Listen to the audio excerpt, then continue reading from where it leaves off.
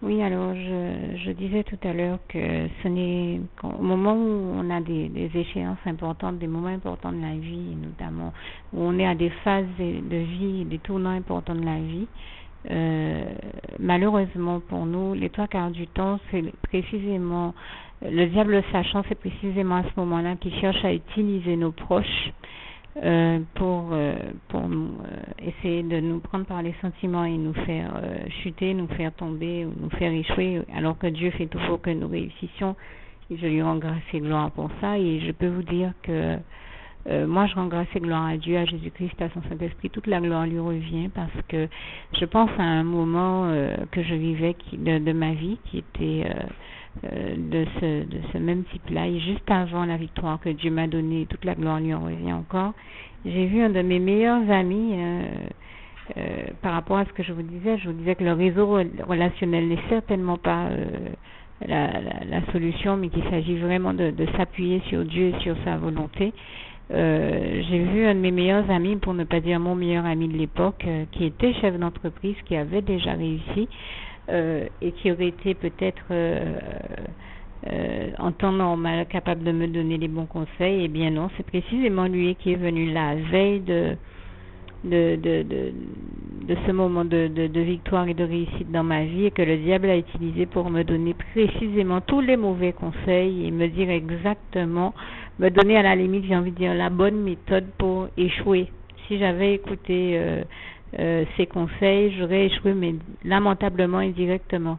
Mais gloire à Dieu, toute la gloire revient à Dieu, à Jésus-Christ et à son Saint-Esprit qui m'avait donné la force de faire non seulement ce que j'entendais les hommes et les gens me dire autour de moi, notamment mes relations amicales et proches, mais qui m'a donné la force de faire selon ce que lui m'a inspiré par la voix de son Saint-Esprit. Et je le dis encore, toute la gloire revient à Dieu, à Jésus-Christ et à son Saint-Esprit. Et comme je vous le disais tout à l'heure, c'est vraiment Jésus-Christ qui nous amène aux victoires de toutes nos vies, toutes les victoires que nous avons l'honneur et de vivre, que nous avons l'honneur, je ne dirais pas la chance, je ne crois pas à la chance, je crois que nous sommes bénis, pas que nous avons de la chance. Donc, toutes les victoires que nous avons l'honneur de vivre, ce sont des grâces excellentes de Dieu, et je lui rends grâce et gloire pour ça, et c'est vraiment Jésus-Christ qui nous y conduit, et toute la gloire en revient à Dieu, à Jésus-Christ et à son Saint-Esprit, comme je vous citais tout à l'heure, Romains 8, verset 37, mais en toutes ces choses,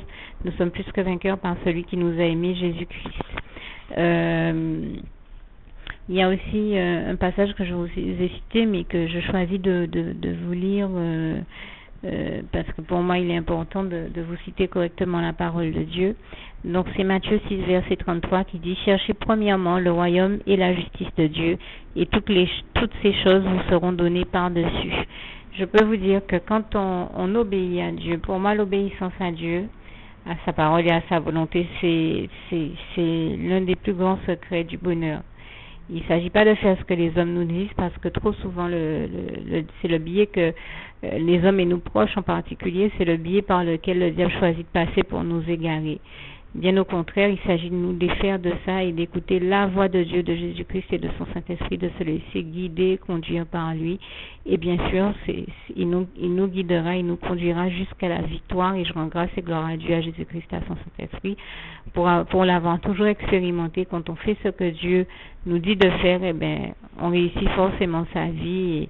Et je crois que toutes les réussites et victoires qui existent sont celles qui l'ont été parce qu'on s'est appuyé sur Dieu et qu'on a écouté Dieu et qu'on a fait ce que Dieu disait.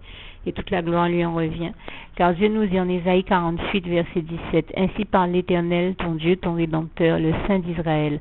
Moi, l'Éternel, ton Dieu, je t'instruis pour ton bien. Je te conduis dans la voie que tu dois suivre. » Et dans le psaume 32, verset 8, « Je t'instruirai et te montrerai la voie que tu dois suivre.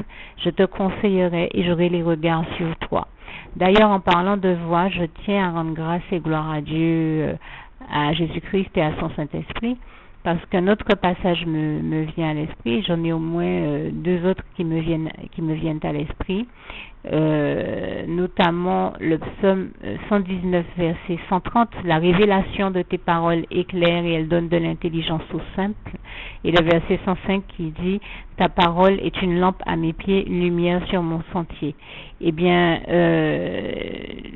vraiment, je peux vous dire de vous laisser guider et éclairer par Dieu, parce que c'est la seule manière d'y voir clair dans nos vies, c'est par la lumière de Jésus-Christ, la lumière du monde qui est Jésus-Christ, car Jésus nous dit en Jean 8, verset 12, « Je suis la lumière du monde, celui qui me suit ne marchera point dans les ténèbres, mais il aura la lumière de la vie, et bien sûr de la vie éternelle, car nous savons que Jésus-Christ est celui qui nous apporte la vie et la vie en abondance, comme il est écrit en Jean 10, verset 10, et que Dieu est lumière, et qu'en lui, il n'y a point de ténèbres. » C'est la bonne nouvelle que nous avons apprise de lui. Et ça, c'est 1 Jean 1, verset 5, pour ceux qui veulent aller vérifier dans leur Bible.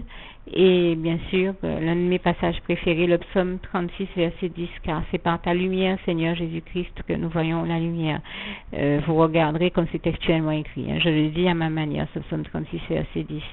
Et l'un de mes passages pour terminer préférés, Jean 14, verset 6, « Jésus-Christ est le chemin, la vérité et la vie. Nul ne va au Père, Dieu, sans passer par le Fils Jésus-Christ. » Ce qui signifie que si nous espérons pouvoir aller au paradis un jour, il s'agit pour nous de commencer par passer par Jésus-Christ et en l'occurrence par lui adresser la prière que je vous invite à dire avec moi. Il s'agit d'être tout simplement sincère avec Dieu dans nos cœurs, de lui ouvrir nos cœurs et de lui adresser la prière que je vais dire avec vous maintenant. Seigneur Jésus, moi, un tel, vous dites votre nom et votre prénom, je t'accepte aujourd'hui comme mon sauveur personnel, le seul maître et roi de ma vie. Merci Seigneur Jésus de m'accorder la grâce de ton pardon et de ta miséricorde pour tous les péchés que j'ai commis tout au long de ma vie jusqu'à la date d'aujourd'hui. Pardon Seigneur Jésus pour toutes les fois où j'ai fait mal à ton cœur, de manière consciente ou inconsciente. Et pardon pour tout ce que j'ai fait qui t'est déplu et qui n'était pas de toi, éternel mon Dieu. Merci de m'en délivrer, de m'en libérer, de me laver de ton sang précieux, Seigneur Jésus-Christ, et de me conduire avec toi dans tes bras d'amour au paradis quand ton temps pour cela sera arrivé, ou en ton temps pour cela, et de faire que je continue à t'appartenir et à te servir pour l'éternité, d'éternité en éternité. Et c'est au nom puissant du Seigneur Jésus que j'ai fait cette prière. Amen. Et moi, je vous dis que le Seigneur vous bénisse abondamment, puissamment, richement, et je terminerai par le souhait de mon cœur pour vous. Que la paix de Dieu qui surpasse toute intelligence garde vos cœurs et vos pensées en Jésus-Christ. Et n'oubliez jamais que Dieu, donc ça c'était Philippiens 4, verset 7, et n'oubliez jamais que Dieu vous aime d'un amour éternel, comme je l'ai cité tout à l'heure, comme il est écrit en Jérémie 31, verset 3, passage que j'ai cité tout à l'heure. Et que donc Dieu vous aime d'un amour éternel, le plus merveilleux amour qui soit, et qu'il ne vous abandonnera jamais.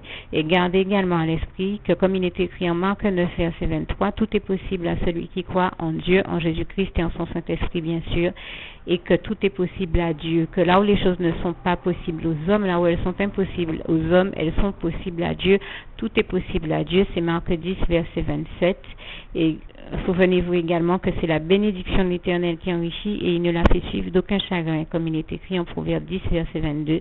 Donc je vous dis que Dieu vous bénisse abondamment, puissamment, richement. À bientôt.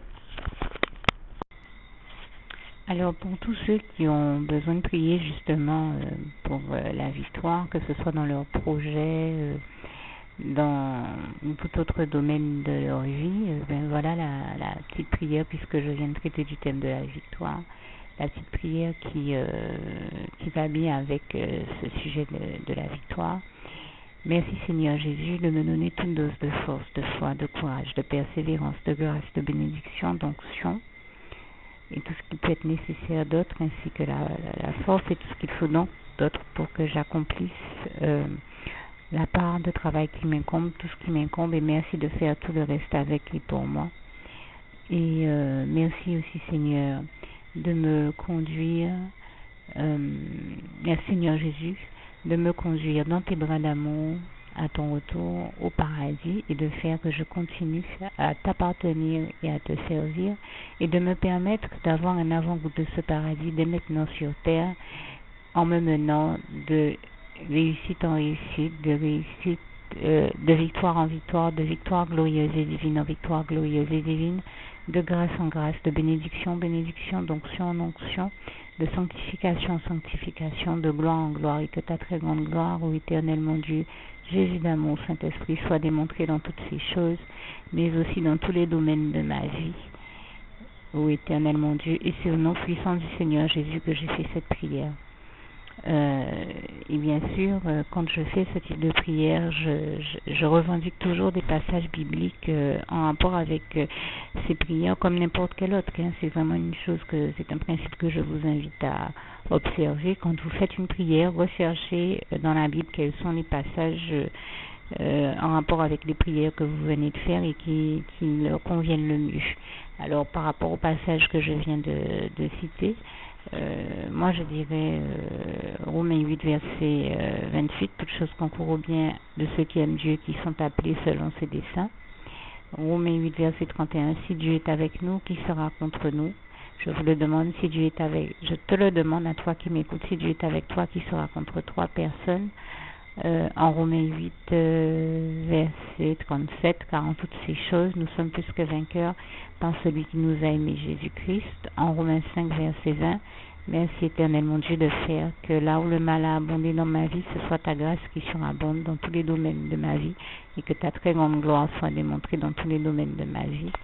Et cette demande ainsi que la revendication de la promesse faite en Romains 5 verset 20. Comme j'ai dit la dernière fois, si ce n'est pas Romains 5 verset 20, ce passage est bien en Romains, dans le livre de Romains. Peut-être pas Romains 5 verset 20, mais en tout cas il est bien en Romains. Moi je dis Romains 5 verset 20 parce que c'est le passage dont je me rappelle qui s'en rapproche le plus, mais cherchez dans le livre de Romains, vous trouverez le bon passage. Et en Proverbe 10 verset 22, donc c'est la bénédiction de l'Éternel qui enrichit et il ne la fait suivre d'aucun chagrin, car Dieu est pour nous un abri, un appui, un refuge, un secours qui ne manque jamais quand nous sommes dans la détresse. Ça, c'est le psaume 46, verset 2. Et dans le psaume 60 ou 108, verset 13 à 14, donne-nous du secours, ô Éternel mon Dieu, contre la détresse, car le secours de l'homme n'est que vanité, mais avec Dieu nous ferons des exploits, car il écrasera tous nos ennemis. Merci de vraiment aller lire et vérifier dans vos Bibles comme c'est textuellement écrit. Je vous donne ces passages comme tels qu'ils sont sur mon cœur, mais merci d'aller vérifier tels qu'ils sont écrits comment ils sont écrits dans vos Bibles. Je citerai également le psaume 36, verset 10 pour demander au Seigneur de nous envoyer ses rayons de lumière, son esprit de lucidité et de discernement. Et 1 Jean 5 verset 4 car tout ce qui est né de Dieu triomphe du monde, et la victoire qui triomphe du monde, c'est notre foi en Jésus-Christ, car tout est possible à celui qui croit en Dieu, en Jésus-Christ et en son Saint-Esprit, comme il est écrit en Marc 9 verset 23, et n'oubliez jamais que tout est possible à Dieu, comme il est écrit en Marc 10 verset 27. Alors que Dieu vous bénisse, et surtout le souhait de mon cœur pour vous, Philippiens 4 verset 7, que la paix de Dieu qui surpasse toute intelligence garde vos cœurs et vos pensées en Jésus-Christ. Que Dieu vous bénisse tous. Voilà, alors en guise de conclusion, je voudrais terminer par dire un petit passage que le Seigneur m'a mis à cœur de vous citer. C'est le psaume 118 verset 8 à 9. Mieux vaut chercher un refuge en l'Éternel que de se confier à l'homme. Mieux vaut chercher un refuge en l'Éternel que de se confier aux grands, et bien sûr aux grands de ce monde.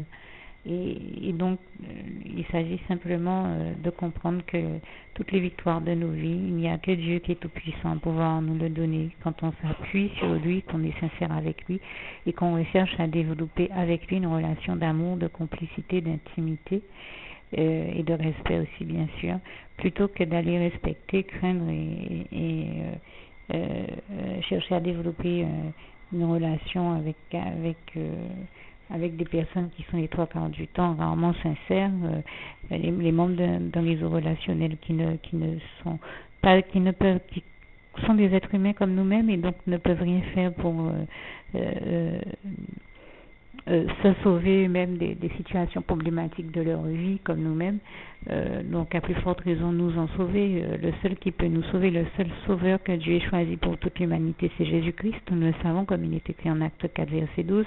Alors l'être humain déjà pas celui qui peut nous sauver, à plus forte raison nous amener à la réussite. Je le répète encore, le seul qui a le pouvoir de nous amener à la réussite et à la victoire de toute épreuve, de toute situation problématique dans nos vies, c'est Dieu, c'est Jésus-Christ, c'est son Saint-Esprit, car Dieu seul est tout-puissant et Jésus est le seul sauveur que Dieu ait choisi pour toute l'humanité. Jésus est donc la solution à toute énigme, toute situation problématique, toute épreuve dans nos vies, comme Dieu m'a inspiré d'écrire tout à l'heure, et toute la gloire lui en revient. Dieu est pour nous, Jésus est pour nous, ce qui est la réponse à la solution à l'équation. Il est la solution à tout ce qui peut poser problème dans nos vies. Jésus est la solution à tous nos problèmes et à toutes les situations problématiques de nos vies. Et je lui rends grâce et gloire. Ne perdez jamais de vue que tout est possible à celui qui croit. Bien sûr, en Dieu, en Jésus-Christ et en son Saint-Esprit. Là, je fais allusion au passage de Marc 9, verset 23 et également à celui de Marc 10, verset 27. Tout est possible à Dieu, puisque je vous le rappelle, Dieu seul est tout puissant. Donc, au lieu d'aller chercher à développer des réseaux relationnels et des relations avec l'être humain qui ne sont pas celles qui peuvent vous sauver, cherchez plutôt la face de l'Éternel, cherchez à entendre et à comprendre sa volonté, à l'accomplir et à développer avec lui une relation d'amour, de complicité, d'intimité. C'est en cela que vous connaîtrez la véritable réussite, le véritable bonheur, le véritable amour, le seul qui soit éternel, celui de l'Éternel notre Dieu, ce grand amour qu'il a envers nous et pour lequel je lui rends grâce et gloire encore une fois pour toutes ces choses, ainsi que pour votre victoire et la victoire dans tous les domaines de nos vies. Priez Dieu, lui seul peut vous l'amener et personne d'autre. Et vraiment, en tout cas, moi je remercie Dieu pour toutes les bonnes choses, les merveilles, les miracles qu'il a accomplis dans ma vie. Comme j'aime à citer ce passage de Job 5, versets 8 à 9 qui nous le démontre bien. Dieu fait des merveilles, des miracles, des prodiges, tellement nombreux qu'il est écrit qu'ils sont sans nombre. On ne peut pas les dénombrer tellement ils sont nombreux. Alors, je vous invite à découvrir toutes ces merveilles de l'Éternel notre Dieu en continuant à persévérer dans votre marche par la foi en Dieu, en Jésus-Christ, en son Saint-Esprit, avec et pour lui, et en continuant à lui faire confiance en toutes circonstances, car lui seul peut nous conduire jusqu'à toutes les victoires de nos vies et nous délivrer, nous libérer de tout ce dont nous avons besoin de l'être. Et je le dis encore, toute la gloire en revient à Dieu, à Jésus-Christ et à son Saint-Esprit.